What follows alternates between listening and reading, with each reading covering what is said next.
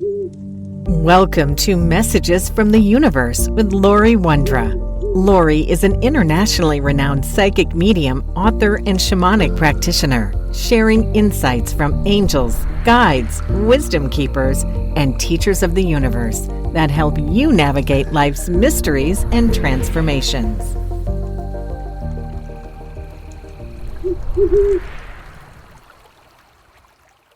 Hello, I am Laurie Wondra, and thank you for listening. Let's talk about consciousness today. More importantly, where does consciousness live?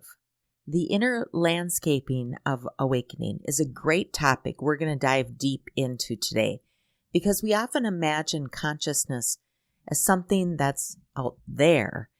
It's a cosmic mist, a field floating above our heads, or a mystical realm existing somewhere beyond the material world. Many people are taught to reach outward for alignment, as though awareness lives in the stars, or in the heavens, or with a guru who holds all the answers. But consciousness is not an external event or an external process.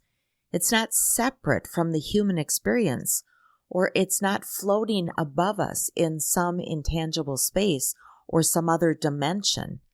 Consciousness is in your body. It lives in your cells, your breath, your memories, your sensations, and your choices.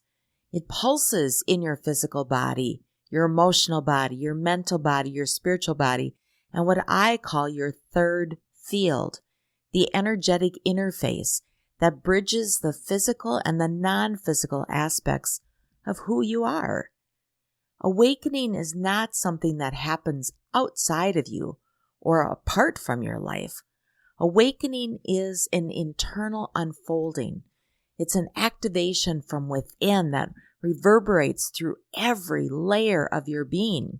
If you think of yourself as a 5-layered vessel, your physical, your emotional, your mental, your spiritual, and your energetic field, consciousness permeates each of these layers like light moving through stained glass.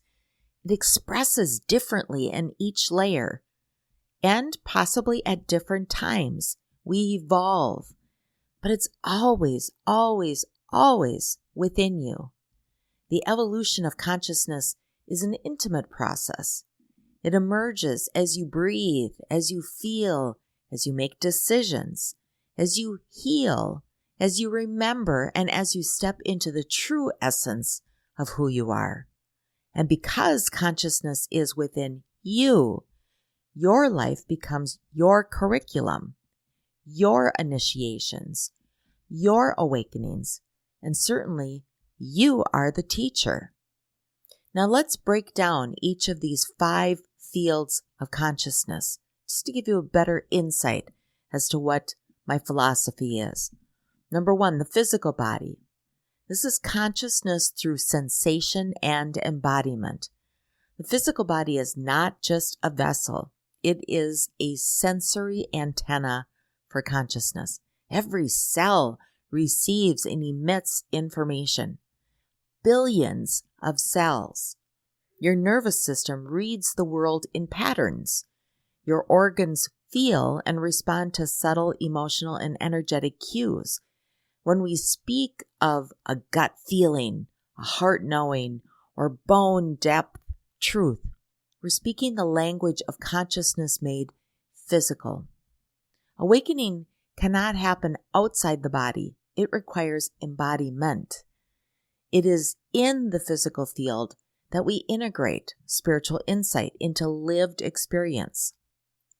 Symptoms, sensations, pain, fatigue, illness, these are not betrayals of consciousness.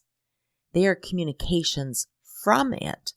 The body is always inviting you inward, suggesting or telling you to slow down, pay attention. Something needs to shift, or the reminder that you are evolving. And when we ignore the body, we cut ourselves off from one of the primary portals of conscious awakening. And secondly, the emotional body, consciousness through feeling. The emotional body is the river of consciousness. It tells the truth long before the mind is willing to. Emotions are not inconveniences. They are intuitive messengers coded with profound information. Grief, anger, joy, fear, passion, longing. They're not random fluctuations in mood. They're our compass. They're indicators of expansion, contraction, alignment, and even misalignment, and everything in between.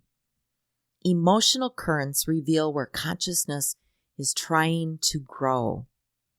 Most people are conditioned to suppress emotion, to keep that river dammed up. But awakening requires fluidity. When the emotional body finally gets to move, consciousness expands. What we might call an emotional breakdown is often preceding a breakthrough. Tears release old identity structures. Anger can dismantle outdated boundaries, and joy can open intuitive sight.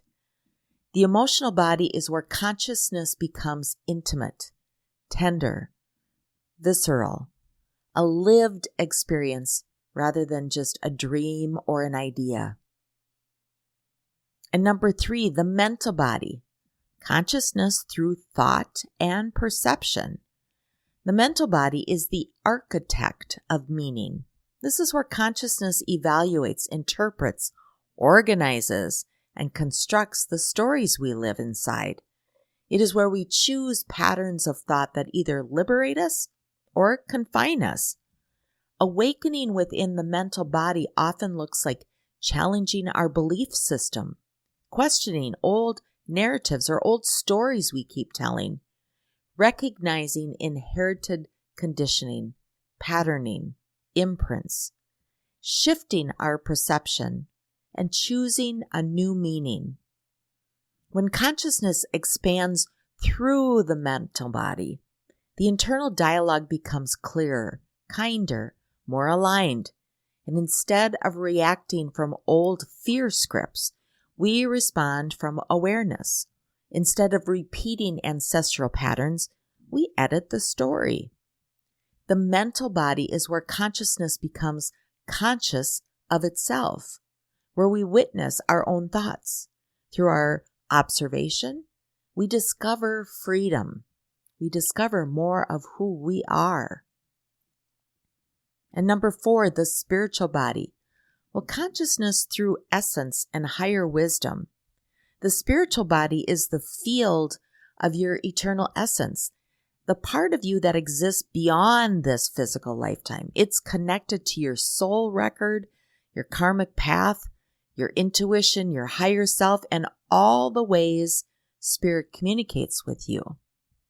Awakening in the spiritual body often feels like remembering something ancient, familiar, or true, connecting with guides and ancestors or higher intelligence, sensing purpose beyond logic, fully expanded beyond our body, and receiving insight without knowing how you know. Yet even these mystical experiences still occur within you. They do not come from outside. They arise from within the spiritual layer of your personal consciousness field.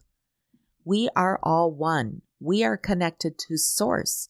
You're activating or accessing that piece of you. Your spiritual body is your deepest memory, your timeless self whispering, "You came here for a reason." And lastly, the third field, the integrative portal of consciousness. The third field is the bridge, the energetic matrix where physical reality and higher consciousness intersect. Some people call it the aura, others the quantum field, the biofield, or the luminous body. I refer to it as the third field because it is the mediating layer between the tangible and the intangible, the inner and the outer, the human and divine. It is here that intuition speaks through sensation. It is here that emotion becomes energy. It is here that the mind receives insight, and it is here that the spirit anchors into the body. And when the third field awakens through alignment and the work of all our bodies, you become aware that you are not reacting to life, you are interacting with it. Let me say that again. You become aware that you are not reacting to life, you are interacting with it. You become a participant in your own evolution, consciously shaping your reality. Now, I look at life as the initiators, the unexpected teachers of consciousness. When we think of initiation, we often imagine rituals, ceremonies, spiritual milestones, those sacred moments that reveal our gifts or unlock deeper wisdom. Yet, life initiates us long before we step into any formal spiritual spaces. Initiation is threaded through the human experience. It is part of our soul architecture. It is part of what we just do. Many of the most profound awakenings arrive disguised as difficulties. Examples might be an illness as an initiation, because an illness forces us inward. When the body breaks down, consciousness breaks open. Symptoms tend to strip away distraction and force us to listen to what we maybe have been neglecting. Illness initiates us into deeper embodiment and self-care, and sometimes into our purpose. Marriage or partnership also can be an initiation. Relationships mirror the hidden parts of ourselves. They can bring out pieces of us that we didn't know existed. They initiate us into vulnerability, communication, compromise, and truth. They activate old wounds so that they can be brought to the surface and healed. They teach us the language of emotional safety and authentic connection. Children can be an initiation. Children crack the heart wide open. They rearrange identities, priorities, and the nervous system. They awake both primal instinct and profound love. Parenting is one of the greatest spiritual initiation because it reshapes our relationship to time, to responsibility, to selfhood, and lineage. Also, loss of career or home can be an initiation. When life removes something foundational, the soul steps forward. Loss clears the path for alignment. The collapse of identity structures, jobs, roles, relationships, financial stability. These things create the space for our true path to emerge. I've long said, I believe in this lifetime, in this generation and coming generations, everyone will have experienced a job loss simply because it is an initiation. It gets us on course or it takes us off a place that we don't belong. Addictions can be looked at as initiations, and that's through the shadow work. Addictions reveal where consciousness might be asleep. They show us the places where we have become numb, where we might be overwhelmed or disconnected from the truth, where we may have developed unhealthy coping mechanisms and avoidance. Addiction is not a moral failing. It is a profound cry from the psyche and the soul. So whether the addiction is alcohol, tobacco, food, drugs, work, gambling, shopping, relationships, or even chaos and drama, these patterns can act as initiators. They call us to confront pain. They reveal what we are avoiding. They teach us compassion for ourselves and others, and they awaken us to the need for healing.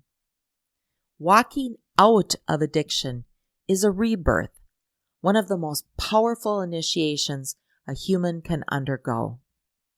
Trauma can be an initiation. While trauma is not something the universe gives us, trauma can become an initiation point when healing begins. Trauma reorganizes the nervous system, identity, and consciousness, but the healing path transforms fragmentation into integration, fear into wisdom, and survival skills into spiritual gifts. And lastly, feeling lost. I hear that a lot from clients. Some might say they're being or feeling lost in the forest, and this can be an initiation. This metaphor appears in myths and stories around the world. The forest is the place where identity dissolves, where the familiar falls away, where the ego cannot navigate. And being lost is often the beginning of becoming. The forest initiation teaches surrender, trust, intuition, and self-discovery. Now, while any of these, illness, relationships, shifts in our life, addiction, loss, are all profound initiators, they are far from the only thresholds humans cross on their path of awakening. There are other events that provide human initiations. Life is full of initiatory gateways, some dramatic, others subtle, some painful, and others exquisitely beautiful. These experiences shape consciousness in quiet, steady, or sometimes explosive ways. So I've laid out some additional initiations that humans walk through, each one capable of awakening new layers of awareness. 1. Identity shifting initiations. This can be aging and mortality awareness. The recognition that we are not here forever awakens humility, our presence, and a deep appreciation of life. Aging initiates wisdom and soul sight. Major life transitions like retirement, becoming an empty nester, divorce, or redefining oneself after a major role ends all require rebirth of identity. And asking the question then, who am I now? Those moments that whenever life dissolves an identity, a title, our consciousness reorganizes into something more authentic. And we ask that question, who am I? And we look deep within. 2, emotional and relational initiations. This can be heartbreak. It splits us open so truth, compassion, and depth can emerge. We never know how deeply we can love until we experience that heartbreak or the heart opening. Betrayal and broken trust is another. These teach discernment, intuition, boundaries, and valuing ourself. Loneliness and solitude is an initiation. Silence can become a teacher. Stillness awakens the inner voice. Caretaking an aging parent. Now, this initiation teaches presence, patience, and oftentimes generational healing and reverence. And friendship changes or community shifts.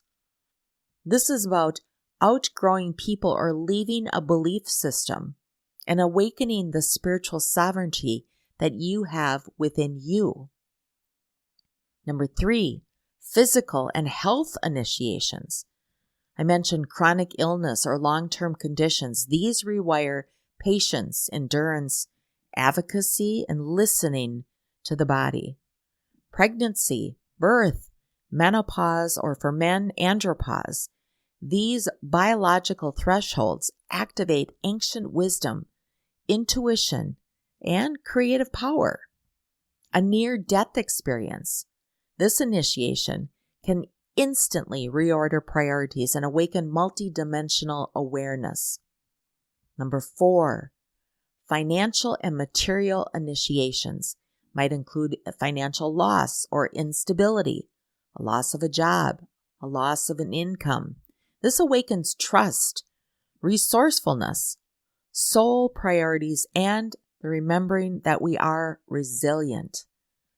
A sudden success, fame, or abundance can initiate. This is an expansion initiation. It integrates, creates boundaries and self-responsibility. Also, minimalism or voluntary simplicity. This is about choosing less, can often awaken freedom and internal spaciousness. And number 5, mental and psychological initiations. Many experience anxiety, depression, burnout. These awaken the need for alignment, healing, nervous system reset, slowing down. The dark night of the soul. This can be a collapse of meaning that precedes profound rebirth. And existential or identity crisis. When life stops making sense, consciousness reconstructs truth. It forces us to go internal. And doing therapy or inner work. This is about choosing healing, being curious. It in itself is an initiation into emotional maturity and self-awareness. Number 6, spiritual initiations. Spiritual overwhelm or sudden awakening. When intuitive gifts open rapidly, grounding and discernment must mature. Sometimes an encounter with death or in the spirit world. Often that could be a loved one that has left this plane and is now in another dimension, and it's safe to connect with them. Connecting with those that have crossed brings a widening of perception. And awakening psychic or our mediumistic gifts. It's one piece to recognize a gift, but then to integrate it and to ethically use it is an initiation in itself. And Kundalini or energetic activation. These can rewire identity, intuition, and the complete nervous system. Number 7, discovery of purpose and calling initiations. This might be a career redirection. Losing passion or leaving old work awakens the true calling. That could be job loss, it could be retirement, or just choosing to walk a different path. There's also creative awakening, which is writing, channeling. This is all about creation and creating. All are portals into our soul, the curiosity of what's in there and what's my desire to bring it out into the world. Also the initiation where we might say no more. It's learning to say no. This is a powerful threshold moment where an old pattern ends forever. And I think many of us are still learning where to say no. How about mission activation? This is a sudden clarity about your life purpose. I'm here because of this. It's finding that sweet spot of what life is offering. Number 8, loss and grief initiations. This includes death of a loved one. This breaks open the heart and awakens spiritual sight and compassion. Or loss of a pet. Animals often act as soul teachers. Their transitions initiate deep healing, deep loss, and sometimes deep understanding. Or collective grief on global events. These awaken connection, empathy, collective consciousness, and I believe on a global plane, we are under one of the biggest collective grief and global expansion than we've ever experienced before. Number 9, soul contract initiations. You've been hearing me talk a lot about soul agreements, contracts, and completion of those. But this might also include meeting your soulmate, your twin flame, or karmic partners. These relationships activate rapid growth, shadow work, and expansion. They show up, they get the job done, they poke you, initiate, and then they might leave. Another is ancestral or generational healing. becoming the cycle breaker, initiates an entire lineage, a completion of a cycle of those things of the past are done, and consciously being aware of a new cycle that might be created for the cycles ahead. And number 10, nature and earth initiations. I often say get outside, ground yourself, but there are natural events, storms or disasters that awaken and require this surrender, this energy that throws us into survival awareness and unity consciousness. And then there's planned vision quests, retreats, or sacred journeys. I've done many, many, many of those in my lifetime. Nature strips away all the noise so the soul can be heard. And just simple moments of awe, watching a sunrise, the northern lights, sitting in a forest or dipping your toes in the ocean, or sitting outside in the rain or snow. These initiate spontaneous awakenings, the connection that you are connected to all. And lastly, number 11, everyday life initiations. That includes waiting, delays, pauses. It teaches us patience in a spiritual practice, sitting in traffic, waiting at a traffic light, waiting for a delivery service to come. All of those are opportunities of initiation for patience.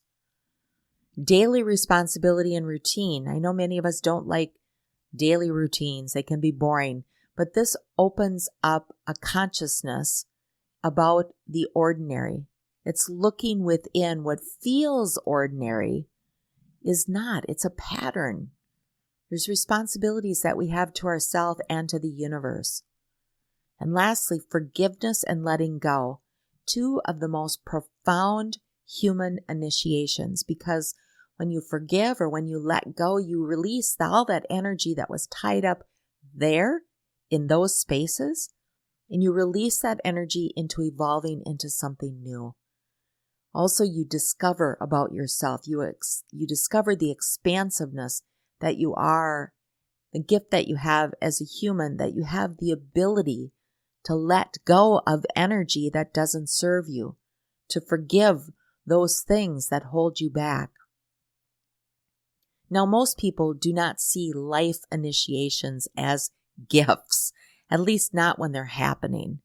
When we lose something, when we break down, when we feel like we've hit rock bottom, or we feel lost, it rarely feels like spiritual expansion. It feels more like chaos or overwhelm.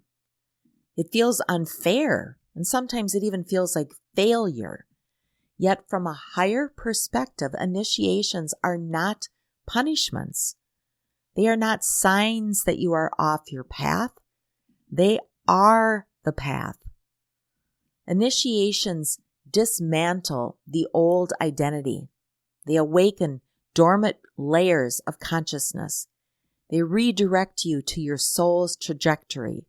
They reveal strength and wisdom and your gifts.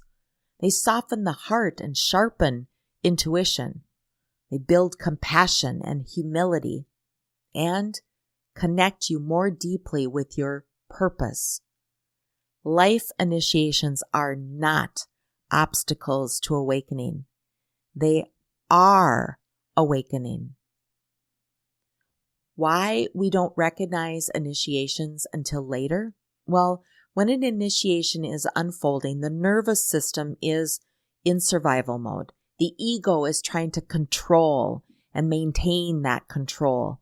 The unconsciousness is being stirred. And this is why so many people only recognize the purpose of initiation in hindsight. And some people don't. They just want to forget the situation and move on.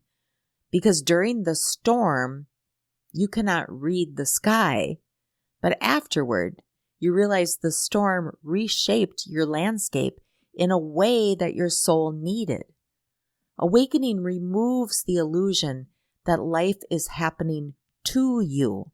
You begin to see how life is happening for you even when it's uncomfortable, and most times when it's uncomfortable. Because if status quo were how we were day to day to day, we would never evolve. Remember that awakening is an inside job because consciousness lives in your body. Awakening is not an external event. It is not something you chase, you achieve, or you earn, you get certified in. It is not a badge or a finish line. Awakening is a shift in how your inner worlds communicate with each other and how you relate to your experiences. Awakening happens in phases, in layers. Awakening happens when your physical body becomes a teacher and you listen to it. Awakening happens when your emotional body becomes a truth teller and you trust that compass. Awakening happens when your mental body becomes a witness instead of a controller. You understand that your beliefs, your mental processes, your practices, all will change as you evolve. And your awakening happens when your spiritual body becomes your guide. Your third field becomes a translator of energy. An awakening is not out there. It is in your breath. It's in the sensations in your body. It's in feeling the emotions. It's in the awareness of why you do what you do. It's in the stillness, in the choice to return to yourself again and again and again. So perhaps another way to look at consciousness and what initiates movement, perhaps the most profound realization is this: you are not being initiated by life. You are initiating yourself through life. So live. Your consciousness is the architect of your experiences, the magnet, the mirror, the bridge, the alchemist, and the translator. Life provides the catalyst, but you create the meaning. You make the transformation. You awaken through your willingness to feel, to listen, to grow, and to return again and again and again to the truth within. To understand that you live in a cycle, that it's just not a one-time thing and click of the fingers, you've awakened. It is layered because everything in you is layered. Everything you have walked through refines you. Everything you survive expands you. Everything you question deepens you. Everything you have lost has opened something new within you. And everything that has broken you has also revealed your wholeness. Life's initiations are not detours or disasters. They are sacred terrain of your evolution. And consciousness is not somewhere else. It is here. It is you. It is unfolding in every layer of your being. An awakening is not a single moment. It's a lifetime of remembering, returning, integrating, and allowing all the layers of yourself to come online to harmonize and reveal the fullness of who you already are. Your life is your initiation. Your body is your temple, and your consciousness is the sacred fire within. So ignite and shine on. I'm Laurie Wondra of Your Life Core, and thank you for listening. Thank you for listening to Messages from the Universe. For information about Laurie Wondra's current events or to schedule a private session, visit her website, yourlifecore.com. You can also subscribe to her monthly newsletter.